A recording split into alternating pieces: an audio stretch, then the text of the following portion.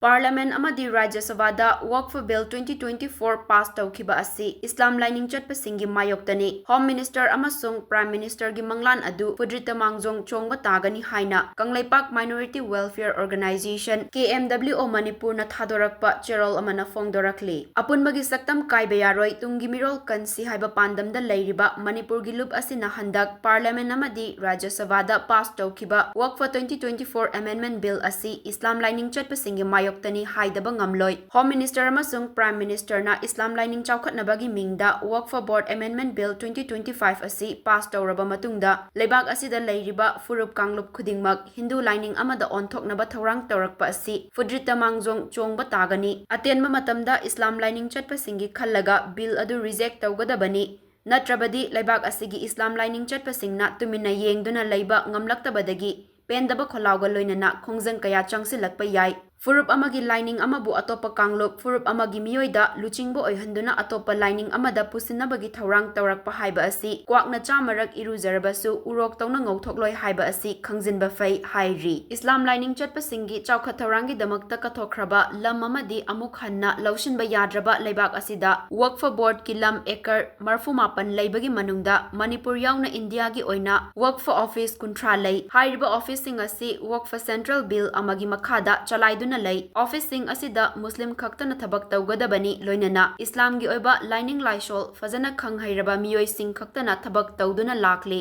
adubu laibak thibadi Home Minister amadi Prime Minister gi wafamda minority Muslim singi chawkhatnabani haibagi mingda non Muslim anina office singi makok oina thamgani haina fongdokhiba asi yumfam yaudaba thawongni Islam gi chatnabi kari su khangdaba non Muslim anida office asigi makok oihangani haina Prime Minister na fongdokhiba wafam asi Muslim gi lining laishonbu namthanaba thawrangni ngarangta chatnare haina lauthokibata ngairingai cheirak asida laikhidraba Muslim ama Islam gi chatnabida fumbada athingba pibagi matangda video viral oirakliba asi Islam lining chatpa miyoi singna pende thawong asi furup amabu atamnana muthatnaba honarakpa thawongni haina laudaba ngamloi loinana center na lebak asida leiriba kanglup furup khudingmakta yamna toina mityeng changduna thabak tawrakpa asi tatana irang sagatnabagi thawrang ama oigani masigi mahutta lebak asigi makhada riba state khudingmak chawkhat thorang amadi nungsi chanana leinaba hotnabada India lengak ki khwaidagi fazaba thorang ama oigani haina lawi India lengak sumiyamna ikai khumnarakani khalli haina fongdokli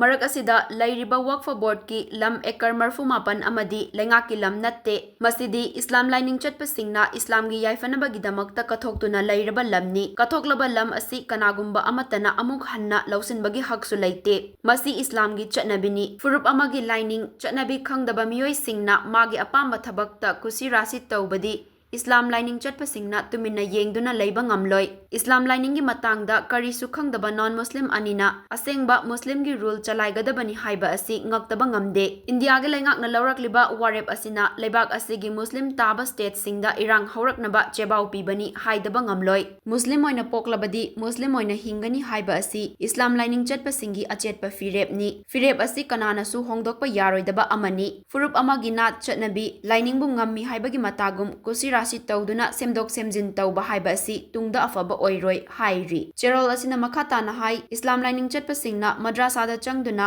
lining laisol asi ana amadi Islam gi chatnabi kaya thingzilakpa asi athubada lepkadabani bill asigi mayokta Islam lining chatpasingna akanba andalon laroktringaida Home Minister amadi Prime Minister na bill asi reject tawduna hanagum chawkhat thorangda yamna onsinbiyu Manipurda leiriba furup khudingmak maru oina Islam lining chatpasing irang pamde Manipurda kuki amasung maitegi marakta chahi ani hena irang tawba loisinba ngamdringai cheirakta leibak asida leiriba tongan ba Islam lining chatpasingda amok khut tharakpa asi lepkadabani aikhoi irang pamde Islam lining chatpasingbu irang mihat mipun pamba furup ama oina uhannaba thorang tawbiganu Islam haibadi santi haibani Islam haiba asigi wahan thok khangdana tawningba tawbadi furup asigi miyoi amatana yaba ngamloi Islam lining kannaba hotnabada Islam lining chatpa miyoi amatana tunghanduna cheloi Islam kannaba manglomda Islam lining chatpasingna thawaina pontha pibada aki tujungba leite hairi nakalamaramda Manipurda leiriba Islam lining chatpa maitei pangal singna mahausagum masjid madrasa da thoktuna namas matam manga asi thadoktana ba amadi furup khudingmak nungsi chanana leinaba dua tawminasi hairi loinana kanagumba mana furup pumnamak chenthaba yaba